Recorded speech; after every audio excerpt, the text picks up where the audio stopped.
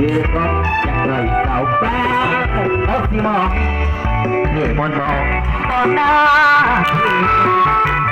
เห็นเสียไหนบ้างยิ้มวันวันโอ้โหมวนผู้เสียสละประกอบส่วนสักยกนาทีตาจับจำแน่ใจเย็นที่เธอตัวดีสามีคือคำใส่ภาษาจนในบ้านบางวันจะโมปัดลงเลือเสียเลือดชาติแก้ไขปัญหาความยากจน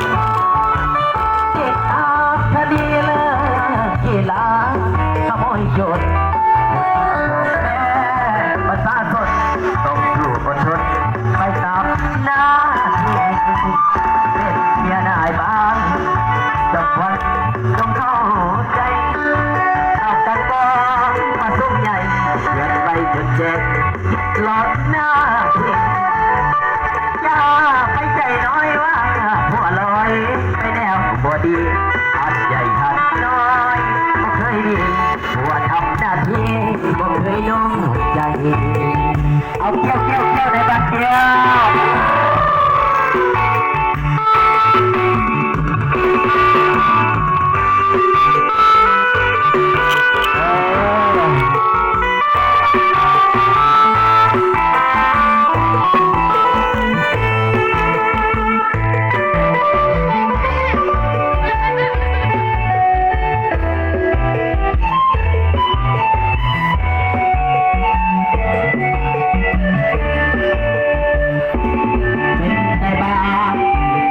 วันจะโทษปัดลงเรียเพื่อจะแก้ไขปัญหาความยากจนติดตามคดี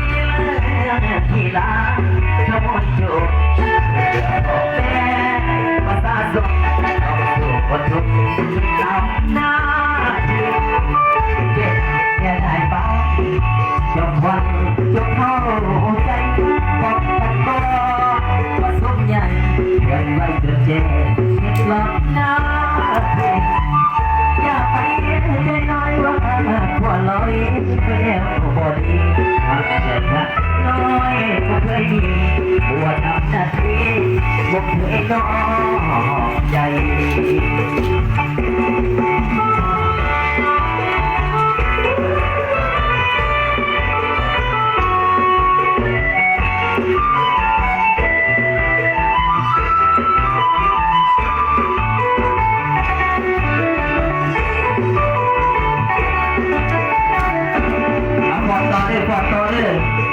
เอาที่เพี้ยนนั้นนักเสกไปฟอดไปหอกมัน